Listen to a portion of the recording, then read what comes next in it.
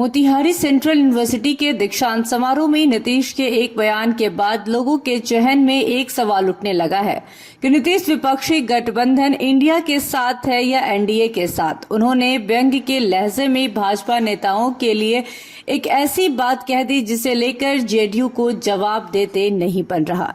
नीतीश ने कहा था कि राज्यों में सेंट्रल यूनिवर्सिटी खोलने की अवधारणा बनी तो उन्होंने यूपीए सरकार के तत्कालीन शिक्षा मंत्री से मुलाकात की, उनसे मोतिहारी में सेंट्रल यूनिवर्सिटी खोलने का प्रस्ताव दिया। मंत्री ने बात सुनी और खाना भी खिलाया, लेकिन सलाह नहीं मानी। एनडीए सरकार बनने पर मोतिहारी में सेंट्रल यूनिवर्सिटी बनाने का मार्ग प्रशस्त हुआ। इसी क्रम में उन्होंने सामने बैठे एनडीए के नेताओं की ओर इशारा करते हुए कहा कि तब हम साथ थे, याद है ना 2005 में हमारी दोस्ती तब भी थी, अब भी है। जब तक हम जीवित रहेंगे हमारा आपका संबंध रहेगा। राजनीति में लोग भले ही सैद्धांतिक तौर पर एक दूसरे के कटु आलोचक होते हैं, लेकिन व्यवहारिक तौर पर ऐसा नहीं होता।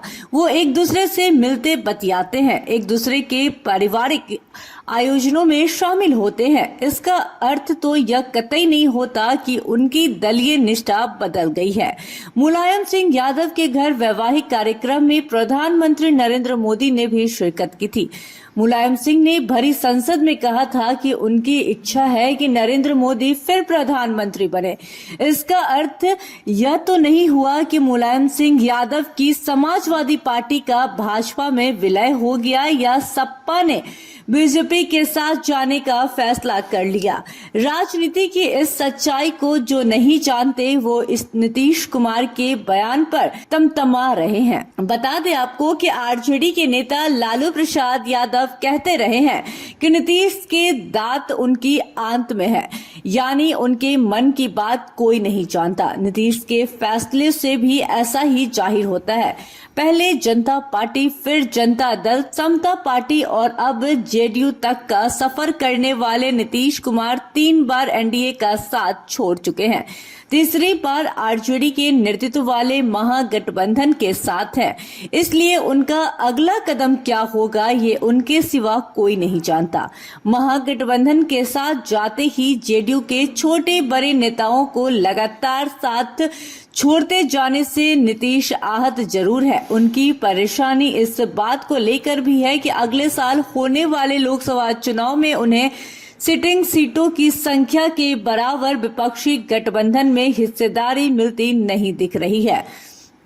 विरोधी जेडीयू के खत्म होने की भविष्यवाणी करते रहते हैं, इसलिए नीतीश फिर एनडीए के साथ चले जाए तो कोई अचरज की बात नहीं होनी चाहिए।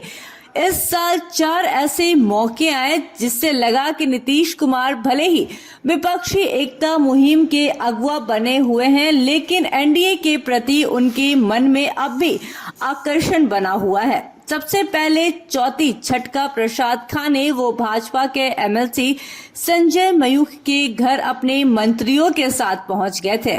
दूसरा मौका राष्ट्रपति द्वारा G20 के आयोजन के दौरान आया, जब राष्ट्रपति भवन में आयोजित भोज में उन्होंने प्रधानमंत्री के साथ न सिर्फ शिरकत की बल्कि आपसी सौहार्द जताती पीएम मोदी के साथ उनकी तस्वीरें भी सामने आई। तीसरा मौका जनसंघ, अब भाजपा के नेता दीनदयाल उपाध्याय की उन्होंने जयंती मनाई। चौथा मौका मोतिहारी में भाजपा नेताओं से मरते दम तक रिश्ता बरकरार रखने का उनका भाषण था। इन्हीं वजहों से आरजेडी को हमेशा यह भय बना रहता है कि वो फिर न दगा दे दे।